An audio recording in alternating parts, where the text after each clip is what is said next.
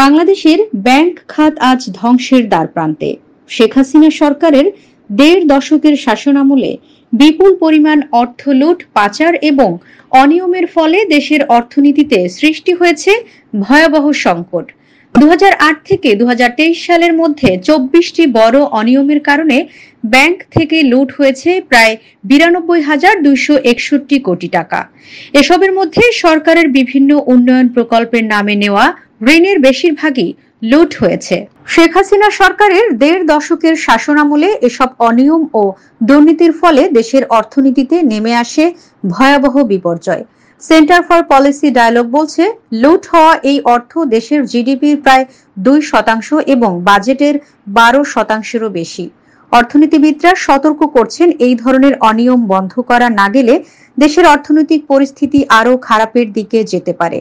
সম্প্রতি দেশের অর্থনৈতিক অবস্থা আরো সংকটময় হয়ে উঠেছে যখন সরকারি ব্যাংকগুলোর মাধ্যমে বড় অঙ্কের ঋণ দেওয়ার পর তা ফেরত আসছে না। এদিকে আন্তর্জাতিক সংস্থাগুলো বাংলাদেশকে সতর্ক করেছে যে যদি এই অর্থনৈতিক অবস্থা অব্যাহত থাকে তাহলে বাংলাদেশকে একটি ঋণ ফাঁদে পড়তে হবে। ২০১৬ সালে ঘটে আরেকটি ভয়াবহ ঘটনা, বাংলাদেশ ব্যাংকের রিজার্ভ চুরি। হ্যাকাররা একটি সাধারণ ইমেইলের মাধ্যমে বাংলাদেশের রিজার্ভ থেকে $১০,১০,০০,০০০ চুরি করে। এই অর্থ নিউ ইয়র্কের ফেডারেল রিজার্ভ ব্যাংকে রক্ষিত ছিল, যা ফিলিপাইনের বিভিন্ন ব্যাংক এবং ক্যাসিনোতে স্থানান্তরিত হয়। এছাড়া বাংলাদেশ ব্যাংকের ভল্টে সোনার মান পরিবর্তনের ঘটনাও একটি বড় কেলেঙ্কারি হিসেবে সামনে আসে। ২২ ক্যারেটের সোনা ভল্টে জমা রাখার পর হয়ে যায় ১৮ ক্যারেট। এই অনিয়মের ফলে সরকারের ক্ষতি হয় প্রায় ২ কোটি টাকা। ২০০৯ সালে সরকারের ঋণের পরিমাণ ছিল মাত্র ২,৭৬,০০০ কোটি টাকা। তবে আজ সেই ঋণ বেড়ে দাঁড়িয়েছে ১৮,৩৫,০০০ কোটি টাকায়।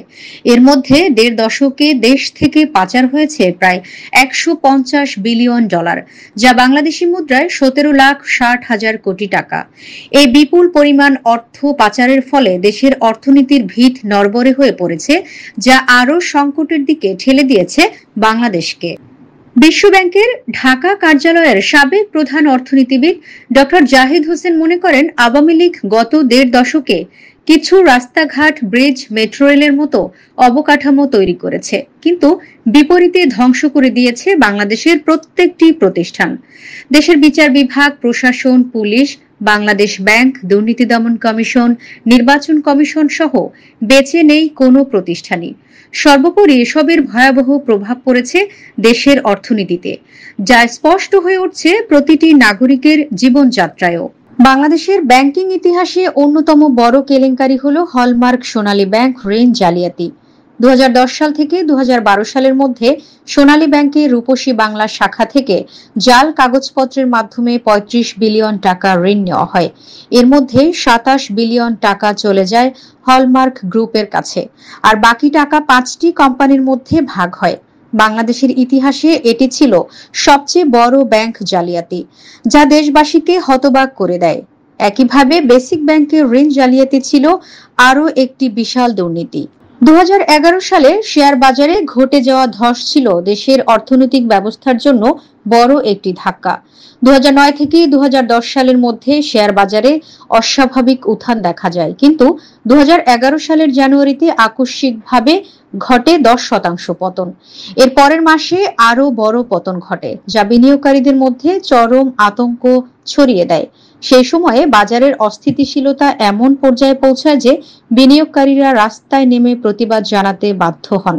তদন্তে ৬০ জন প্রভাবশালী ব্যক্তিকে দায়ী করা হলেও তাদের বিরুদ্ধে নেওয়া হয়নি কোনো শাস্তিমূলক ব্যবস্থা। ২০১০ থেকে ২০১২ সালের মধ্যে ব্যাংকটির শীর্ষ কর্মকর্তারা যাচাই ছাড়াই প্রায় ৪,০০০ কোটি টাকার ঋণ ইস্যু করেন। এর ফলে দেশের ব্যাংকিং খাতের উপর পড়েছে চরম প্রভাব, যা এখনো কাটিয়ে ওঠা সম্ভব হয়নি। পদ্মা সেতুর দুর্নীতি কেলেঙ্কারি বিশ্ব ব্যাংকের ১.২ বিলিয়ন ঋণ বাতিলের কারণ হয়।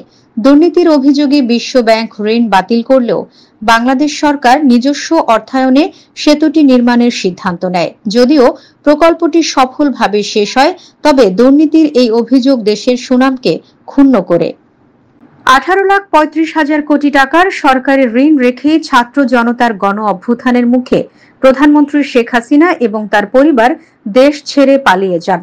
নতুন অন্তর্বর্তী সরকার এই দুর্নীতির তদন্তে গুরুত্ব দিচ্ছে এবং দেশের অর্থনৈতিক অবস্থা পুনর্গঠনের চেষ্টা করছে। তবে এই বিপর্যয়ের মুখে দাঁড়িয়ে দেশের অর্থনৈতিক পুনর্গঠন কতটা সম্ভব সেটাই এখন সময়ের প্রশ্ন।